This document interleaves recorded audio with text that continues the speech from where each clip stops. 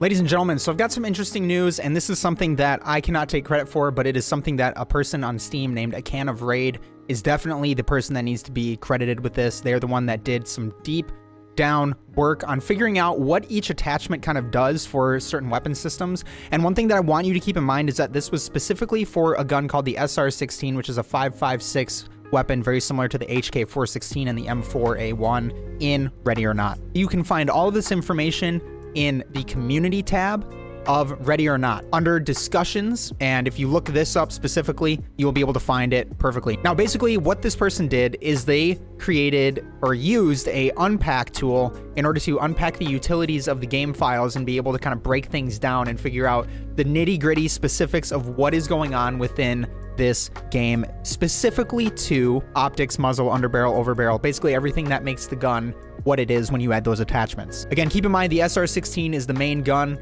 basis of this, which is this gun right here. So what does this mean? Basically, taking a look at optics specifically, you can see the Micro T2, Hollow Sight, the SRS, and the M5B, which are most of the optics in every single gun. Definitely check out how they kind of interact with each other. Personally, have I noticed much of a difference between a lot of these?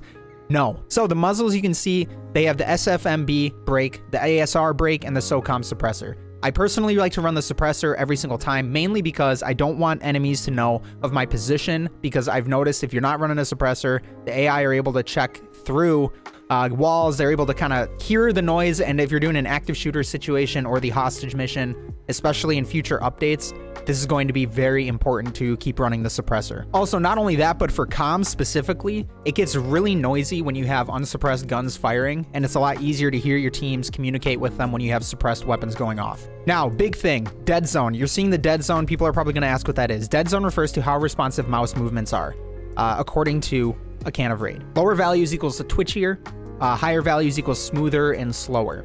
I'm hoping that what they do is that they add a slider, kind of similar to some other games that we see like Battlefield, Call of Duty, where they show what the impact of each attachment does. Same with Insurgency Sandstorm. They have a great slider mechanic where every time that you are putting something on, it shows that. But if you are planning on running a muzzle brake, I highly recommend the ASR brake because of that 30% recoil deduction. Keep in mind that all this is going to add your low ready length and time. So what does that mean? Basically, if you are at the low ready down here and you go to lift your gun up into the doorway, you'll notice that your guy is not able to ADS. That is because you're getting too close to those, and that's going to add length to the weapon system, and you're going to have to pull it back and then get back into the fight, and it's going to be a little bit more difficult when you're kind of moving into objects. But the control grip and the combat grip are two of the ones that I like to use the most. If you're looking for a faster ADS, definitely use the speed grip. However, I really like the combat grip with that 80% deduction and horizontal recoil. You get a really good grip on the weapon system, and I've noticed there isn't much that I've had issues with controlling the gun when I'm using the combat grip. Control grip works very well as well, and you can see that it looks like it's a little bit smoother according to the stats. Definitely play around with all of these, especially when we're looking at the overbarrel with the flashlights and the laser pointers, because it looks like there are some additions to horizontal recoil and vertical recoil taking away. That makes sense when you're adding things to the end of the barrel. The developers wanted to make that an impact on you, so we can see that they did that.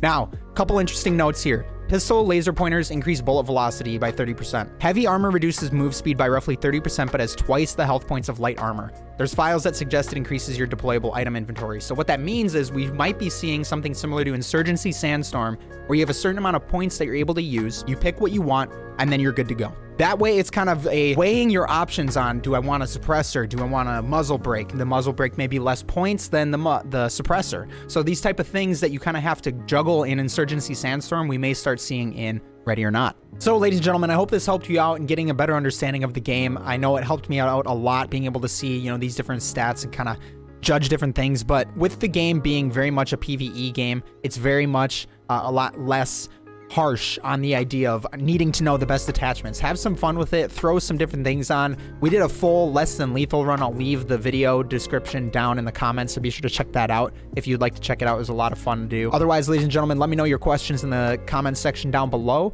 We stream Monday, Wednesday, Friday, Sundays starting 7:30 p.m. Central Time. I appreciate you all. Hopefully we'll see you over on Twitch. Take it easy, take care, stay safe out there, and we will see you in the next video. I get the shivers whenever I'm thinking about you. Just wanna